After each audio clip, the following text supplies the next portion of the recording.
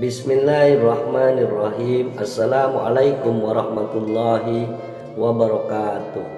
Syukur alhamdulillah dapat berjumpa lagi di channel ini. Semoga sholawat serta salam tetap tercurah limpahkan kepada junjungan kita baginda Nabi Muhammad sallallahu alaihi wasallam. Harapan dan doa saya semoga saudaraku semua selalu diberikan kesehatan, dimudahkan rezekinya, dan dipanjangkan umurnya. Amin ya rabbal alamin.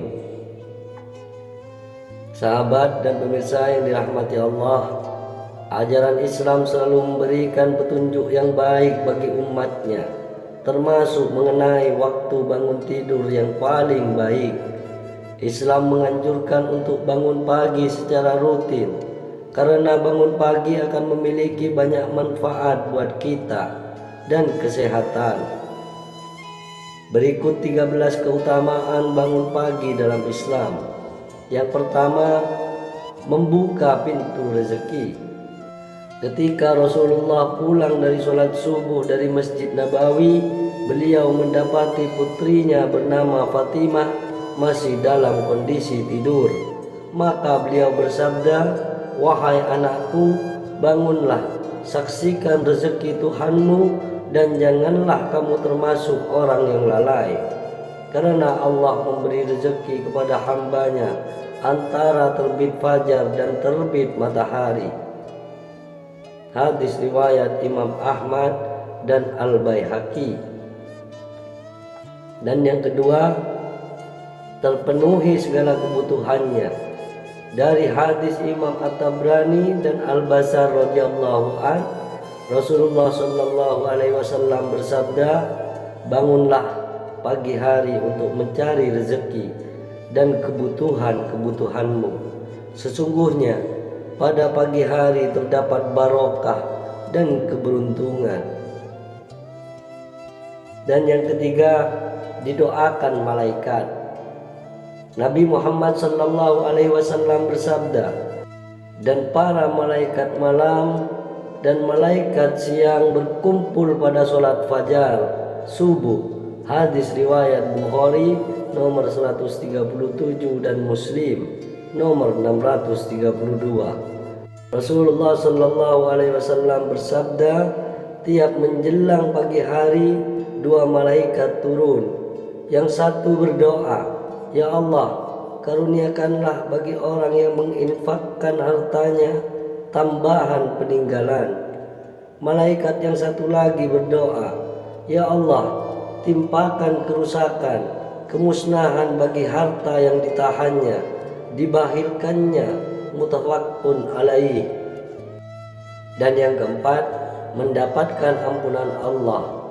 Rasulullah sallallahu alaihi wasallam bersabda, "Siapa saja yang memasuki pagi hari, ia tidak berniat menzalimi seseorang, maka diampuni baginya terhadap segala dosa. Dan siapa saja yang memasuki pagi hari berniat menolong orang yang teraniaya dan memenuhi keperluan orang Islam, maka baginya pahala seperti pahala haji mabrur." Hadis dikutip dalam kitab Nasoihul Ibad karya Syekh Nawawi. Dan yang kelima, jauh dari sifat malas. Rasulullah sallallahu alaihi wasallam bersabda, "Setan membuat 3 ikatan di tengkuk leher bagian belakang salah seorang dari kalian ketika tidur. Di setiap ikatan setan akan mengatakan, 'Malam masih panjang, tidurlah.' Jika ia bangun lalu berzikir pada Allah, lepaslah satu ikatan. Kemudian jika dia berwudu, lepas lagi satu ikatan." Dan yang keenam, mendapat berkah dari Allah. Nabi sallallahu alaihi wasallam mendoakan mereka yang bangun sebelum subuh, "Ya Allah, berkahilah umatku di waktu paginya." Hadis riwayat Abu Daud, Tirmizi dan Ibnu Majah. Syekh Albani mengatakan bahwa hadis ini sahih. Rasulullah sallallahu alaihi wasallam bersabda, "Keberkahan bagi umatku mengalir di waktu pagi buta mereka. Hadis riwayat At-Tabrani dan Al-Awsat. Dan yang ketujuh, dimudahkan masuk surga.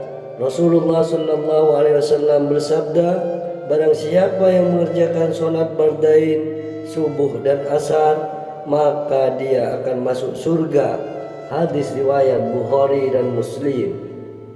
Nabi Muhammad Shallallahu Alaihi Wasallam bersabda, tidaklah akan masuk neraka orang yang melaksanakan sholat sebelum terbitnya matahari, yaitu sholat subuh, dan sholat sebelum tenggelamnya matahari, yaitu sholat asar. Hadis riwayat Muslim. Dan yang kedelapan, jauh dari kelalaian. Rasulullah Shallallahu Alaihi Wasallam bersabda, laki-laki itu telah dikencingi setan pada telinganya. Maksud dari dalil di atas adalah orang yang malas bangun pagi, maka berarti ia adalah orang yang lalai karena lebih memilih untuk tidur sesuai bisikan setan. Allah juga berfirman, dan sebutlah nama Tuhanmu dalam hatimu dengan merendahkan diri dan rasa takut, dan dengan tidak mengeraskan suara di waktu pagi dan petang. Dan janganlah kamu termasuk orang-orang yang lalai. Al-Quran Surat Al-A'raf ayat 205. Dan yang kesembilan, mendapat rezeki yang luar biasa. Jika bangun pagi lalu melakukan sholat sunnah sebelum sholat subuh, maka insya Allah akan mendapatkan rezeki yang berlimpah. Dari Aisyah radhiyallahu an, dari Nabi Shallallahu Alaihi Wasallam bersabda, 2 rakaat sholat fajar sebelum subuh lebih baik daripada dunia dan seisinya. Hadis riwayat Muslim. Dan yang ke-10, waktu yang baik untuk mulai beribadah. Dari sahabat Abu Hurairah dari Nabi Muhammad Sallallahu Alaihi Wasallam. Nabi Muhammad Sallallahu Alaihi Wasallam bersabda, sesungguhnya agama itu mudah, tidak ada seorang pun yang membebani dirinya di luar kemampuannya, kecuali dia akan dikalahkan.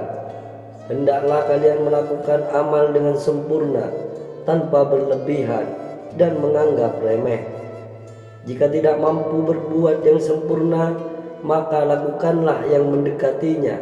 Perhatikanlah ada pahala di balik amal yang selalu kontinu.